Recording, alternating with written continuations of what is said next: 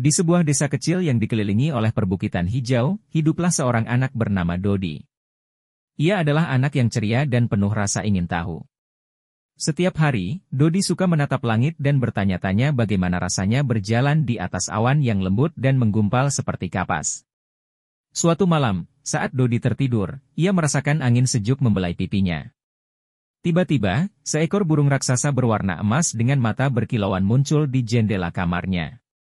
"Dodi, ayo ikut aku ke negeri awan," kata burung itu dengan suara lembut namun penuh wibawa. Dodi mengucek matanya. "Siapa kamu? Apa benar ada negeri awan?" "Aku Aruna, burung penjaga negeri awan. Aku diutus untuk mengajakmu melihat dunia di atas sana," jawab burung emas itu dengan senyum bijaksana. Dodi merasa ragu. "Bagaimana aku bisa percaya padamu? Bagaimana jika aku jatuh?" Aruna tertawa kecil. "Percayalah padaku, Dodi. Sayapku cukup kuat untuk membawamu dengan aman. Negeri awan memiliki keajaiban yang tak pernah kau bayangkan."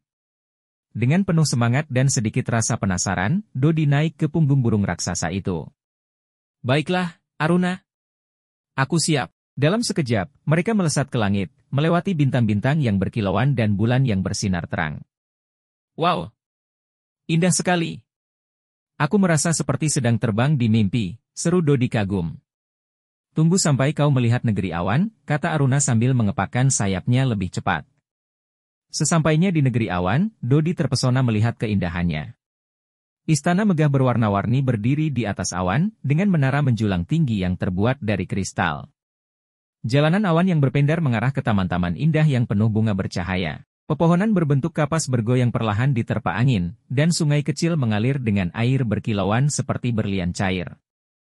Dodi bertemu dengan para peri awan, makhluk mungil bersayap lembut yang selalu tersenyum ramah. Mereka mengajaknya bermain, menari di atas awan, dan mengenalkan keajaiban-keajaiban negeri awan. Salah satunya adalah hujan pelangi yang muncul dari air mancur ajaib dan awan-awan yang bisa berubah bentuk sesuai keinginan.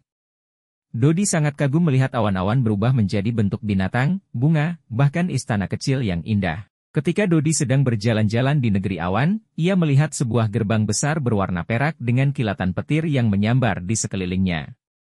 Peri awan memperingatkan Dodi untuk tidak mendekati gerbang itu. Itu adalah gerbang petir. Di baliknya, ada kerajaan tersembunyi yang dipimpin oleh Pangeran Guntur. "Ia jarang berbicara dengan kami dan selalu terlihat murung," kata peri awan. Dodi merasa penasaran. Mungkin ia hanya kesepian. "Bolehkah aku mencoba berbicara dengannya?" Para peri saling berpandangan, lalu mengangguk. "Baiklah, tapi hati-hati." Dengan hati-hati, Dodi mendekati gerbang petir dan mengetuknya. Tiba-tiba, kilatan cahaya menyilaukan muncul, dan Dodi tersedot masuk ke dalamnya. Dodi mendapati dirinya berada di sebuah kerajaan yang gelap dan berangin. Di hadapannya berdiri seorang pemuda tinggi dengan jubah berwarna abu-abu. Mata pemuda itu bersinar seperti kilat, dan rambutnya berwarna perak seperti awan badai. "Siapa kau? Mengapa kau datang ke sini?" tanya pemuda itu dengan suara yang menggema. "Aku Dodi. Aku datang karena aku ingin tahu tentang kerajaan ini dan mengapa kau terlihat sedih," jawab Dodi dengan jujur. Pangeran Guntur terdiam sejenak, lalu berkata, "Aku merasa sendirian. Aku mengendalikan petir dan badai, tetapi semua orang takut padaku. Mereka tidak ingin mendekat.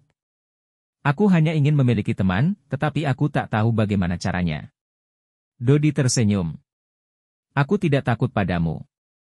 Mungkin kau hanya perlu menunjukkan bahwa petir juga bisa membantu, bukan hanya menakutkan." Pangeran Guntur berpikir sejenak. "Bagaimana caranya?" Dodi memberi saran, petir bisa menerangi malam yang gelap, memberi energi pada dunia, dan bahkan membantu tanaman tumbuh. Jika kau menggunakan kekuatanmu dengan cara yang baik, orang-orang pasti akan melihat bahwa petir tidak selalu membawa keburukan. Pangeran Guntur tersenyum kecil untuk pertama kalinya. "Kau benar. Aku akan mencoba." Dengan bantuan Dodi, Pangeran Guntur mulai menggunakan kekuatannya untuk membantu negeri awan.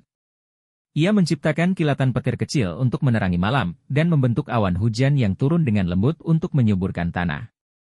Para peri awan melihat perubahan itu dan mulai menghampiri Pangeran Guntur dengan rasa kagum. "Ternyata petirmu bisa membantu kami. Kami tidak perlu takut lagi."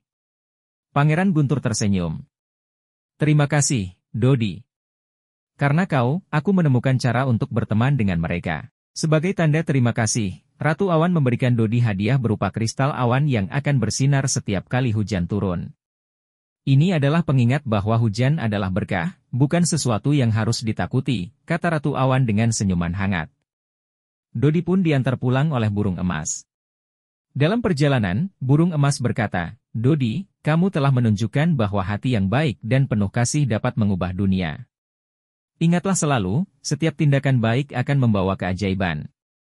Ketika ia terbangun, Dodi mendapati kristal awan itu ada di tangannya. Ia menyadari bahwa perjalanan ke negeri awan lebih dari sekadar mimpi. Sejak hari itu, setiap kali turun hujan, Dodi selalu berkata, terima kasih, Raja Badai. Dan kristal awan di kamarnya selalu bersinar lembut, mengingatkannya pada petualangan ajaibnya. Hari-hari berlalu, dan Dodi semakin sering memperhatikan langit. Ia mulai memahami pola cuaca, bagaimana awan bergerak, dan bagaimana hujan bisa menjadi sahabat para petani. Ia pun mulai menceritakan kisahnya kepada anak-anak lain di desanya, mengajarkan mereka untuk menghargai hujan dan memahami pentingnya keseimbangan alam.